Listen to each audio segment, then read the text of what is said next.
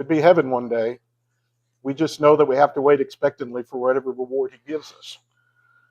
And so we also have to understand that fasting is not a command. Okay, when we talk about it, that's not something that if you don't do is going to keep you from going to heaven. It's a way to help focus your faith and especially help focus your prayer. You'll see throughout any fasting verses in the Bible that's always accompanied with prayer. And so let's look at one of the first. This is one of the very first examples of fasting, and there's a reason why I'm using this one. Leviticus 23:27. On exactly the 10th day of this 7th month is the Day of Atonement. It shall be a holy convocation for you, and you shall humble yourselves and present an offering by fire to the Lord. So this Day of Atonement is still practiced today. It's called Yom Kippur, and it's still upheld by Orthodox Jews, worldwide. And it requires a fast on that day. Now, the word that he uses here that we read is humble yourselves. That word humble is the Hebrew word for anah, which means to afflict or to lower. So when the Hebrews read this, they understood that fasting and also not working were part of that day. That was their idea of afflicting themselves. It was to be treated like a Sabbath. But Yom Kippur, and the reason it's called that, the Hebrew word for atonement is kippurim, and it basically means a day of covering. And this goes all the way back to the second set of stone tablets that Moses brings down from Mount Sinai. Now you remember he brought a set before, but he gets down to the bottom and they're worshiping a calf and throws them down. And I don't know how many know the whole story. He takes the calf, he grounds it down, throws it in the water, makes them drink the water. And so this is God offering the people a day of atonement. And so something that he wants them to remember. So they still practice it today, thousands of years later. And Jews that either work or eat on that day can be excommunicated. They could be tossed out. That's how serious they took this, and especially back in the days of the Old Testament. That wasn't something that they messed around with. And the reason I bring that one out is because it's something that still is affecting today, something that's still in practice. But where does the idea of fasting come from? That's one of the most interesting parts about all of this. If we go all the way back to Genesis chapter 3, verse 6, it says, when the woman saw that the tree was good for food and that it was a delight to the eyes and that the tree was desirable to make one wise, she took some of its fruits and ate. And she also gave some to her husband with her, and he ate. So Adam and Eve are in the garden. They've got two special trees in that garden, the tree of life and the tree of the knowledge of good and evil. Now God said, the tree of life you can eat freely from.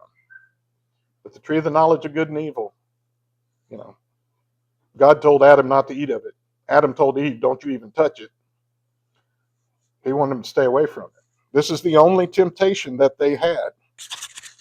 And so the tree of knowledge of good and evil in the garden represented a test of faith and obedience for Adam and Eve.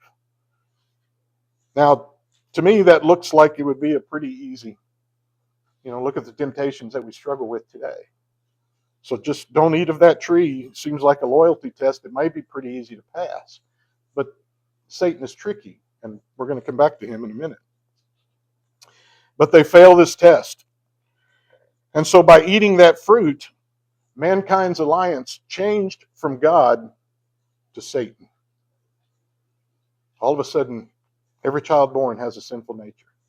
By eating that fruit, all of a sudden, we were forced to labor in the ground by our sweat and blood to bring forth crops. God said pregnancy is going to be more difficult. Now you're going to struggle. When we weren't struggling before, I was providing everything you needed. Now you're going to struggle. By eating the fruit, mankind was given a death sentence. Every human, without God's special, getting God's special intercession, we are going to die. That wasn't the way it was supposed to be. It said on day 6 when God created man, it was good. That's what he said.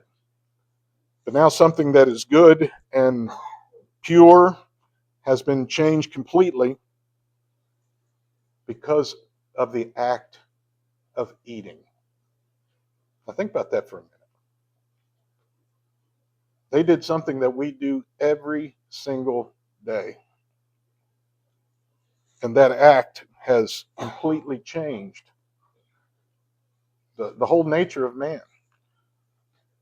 Paul wrote in Romans 5, verse 12, therefore, just as through one man sin entered into the world, and death through sin, and so death spread to all mankind because all sinned. Man was created to be good, pure, upright. By this physical act that we do every day, that was changed. And so Adam and Eve failed to fast from their own self-will. They gave into their desires. Now today, we're asked to fast from our desires in order to give him our self-will. It's a complete change of what is fasting for. Well, think about the many connections in the Bible that have to do with food, with bread. Matthew 5, verse 6, blessed are those who hunger and thirst after righteousness. They will be filled. In the wilderness, God provides bread. He provides manna for the Israelites. And that manna became a symbol of God's consistent care, his love for his people, that he would, and they're still grumbling at the time. But those people and us today, Christians today, we understand that true life comes from God. It doesn't come from what we eat. He's the one that gave us the true life. Now we eat to live, right? But is that a desire that we are stronger than, that we can put in its place so that our worship to God becomes a little bit better? Now, knowing that fasting is not, whether you do it or not, is going to get you to heaven, it really reminds me when I was younger, people talk about mission trips. And I never got really excited about going on mission trips. I didn't mind them. I enjoyed some of them. And I felt really bad about that for years. And I talked to a mentor of mine about it once, and I said, I feel horrible because they talk about mission work. I just don't get as excited as I do about other things. And he said, well, that's not your gift. All of us have different gifts. Some people have that gift where, man, they get out and do mission work and on fire for it and do so much good. I tend to do better work one-on-one, within my own community. It's just different. So if fasting is not something that appeals to you, don't try to force it on yourself. This is just something to make your faith with God a little bit better. And we see these different types. And so one of the most famous verses, and you'll understand why in just a minute, Deuteronomy 8, verse 3, it said, and he humbled you and let you go hungry, and he fed you with the manna which you did not know, nor did your fathers know, in order to make you understand that man shall not live on bread alone, but man shall live on everything that comes out of the mouth of the Lord. So here's where things get very interesting to me.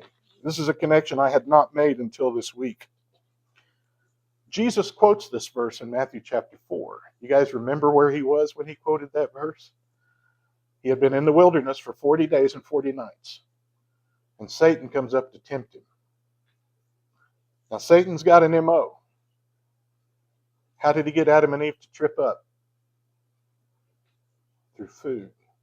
And so what's the first thing that he tells to Jesus? You could turn these rocks to bread. Now think about it. 40 days and 40 nights. You smell fresh bread, what's your mouth going to do? It's just, going to drool like mad. He could do it. He had that power. But what does he say? Man cannot live on bread alone, but every word that comes out of the mouth of God. Jesus shuts Satan down the way that Adam and Eve should have. So where does fasting come into all this? Well, Jesus goes on to say, I'm the bread. If you want to eat of something that will give you life, here it is. I'm the bread of life. The one who comes to me will not be hungry, and the one who believes in me will never be thirsty.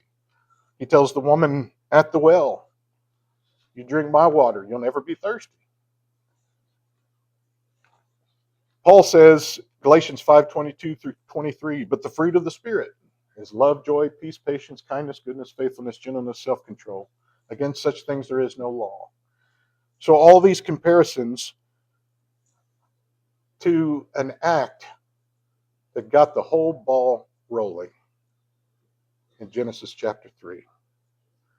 And so where does fasting fit in? Well, it runs throughout the entire history of the Bible. It exists not only in spiritual acceptance, but in symbolic acceptance of what is in the Bible.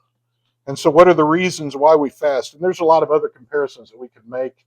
I told Angie this morning, I really should have split this into 2 lessons because I didn't realize what I was going to run into until it was too late. But there's different reasons for fasting, and all of these are not the only reasons. These are just the ones that we see examples of in the Bible. This is where we'll kind of be bouncing around a little bit. The first one's for repentance and humility. So that's the fast in Leviticus 23. The people are repenting to God because of the sin of the golden calf, and to remind them not to do that again, which is why it continues to this day. But people also fast when they are seeking guidance and deliverance from God. In 2 Chronicles 20 verse 3, Jehoshaphat was afraid and turned his attention to seeking the Lord. And he proclaimed a period of fasting throughout Judah. So when they were afraid they were going to be conquered, he makes the whole of the nation fast so that God will intercede on their behalf. We see this even outside of the Israelites. When Jonah goes to Nineveh, it takes him a minute to get there because he keeps going in the wrong direction, and God finally uses a fish to get him pointed in the right direction. But Jonah doesn't want to be there. Even then, he doesn't want to be there. He preaches like the weakest sermon he can because he just doesn't care about the Ninevite people. But even through that minor lesson, the Ninevites heard him. And says in Jonah 3 verse 5, then the people of Nineveh believed in God, and they called a fast and put on sackcloth, from the greatest to the least of them. They heard what Jonah had to say to them. And in their seeking that guidance and seeking deliverance from being destroyed from God, they went and prayed to him. We also see signs of spiritual preparation when we fast, of getting ready for something. In that first trip up the mountain that Moses took to get the stone tablets, it says, then the Lord said to Moses, write down these words in accordance with these words. I have made a covenant with you and with Israel. So he was there with the Lord for 40 days and 40 nights. He did not eat bread or drink water. And he wrote on the tablets the words of the covenant, the 10 Commandments. So he is preparing the people. And during that time, he doesn't eat or drink anything. In Daniel 10, verses 2 through 3, in those days I, Daniel, had been mourning for 3 entire weeks. I did not eat any tasty food, nor did meat or wine enter my mouth, nor did I use any ointment at all until the entire 3 weeks were completed. And so here's an example, not only of spiritual preparation, this is also what we would call a partial fast. He wasn't completely fasting from all food. He was fasting specifically from food that he enjoyed. And that's kind of a hard thing. If you're like me, you don't go try to find food to eat that you don't really care for. You like to eat the stuff that you think tastes good, right? One big reason in the Old Testament for fasting was for grief and sorrow. In 1 Samuel chapter 1, there's a man, Elkanah. He's got two wives. One of them is Hannah, and one of them is Peninnah. Now, Peninnah and Hannah are rivals. Peninnah has children. Hannah does not. And Peninnah lets her know. Now, it seems like Elkanah preferred spending time with Hannah, which is probably why Peninnah was her rival at this point. But it says her rival, moreover, would provoke her bitterly to irritate her because the Lord had closed her womb. And it happened year after year, as often as she went up to the house of the Lord, that she would provoke her. So she wept and would not eat. And Hannah's sorrow, she couldn't even bring herself to eat. And sometimes that's what a fast is. It may not be a matter of sitting down and saying, okay, I'm not going to eat this for a certain amount of time. It may be a matter of, God, I feel so bad that I don't want to eat it all. I just want to spend this time, getting comfort from you, praying to you, reading your word, whatever it is that we need to get to that next step. And then another one that's heartbreaking. David has committed adultery with Bathsheba. Bathsheba ends up pregnant, and a male child is born. Nathan confronts David. He tells him, you've sinned, and because you've sinned, your child is going to die.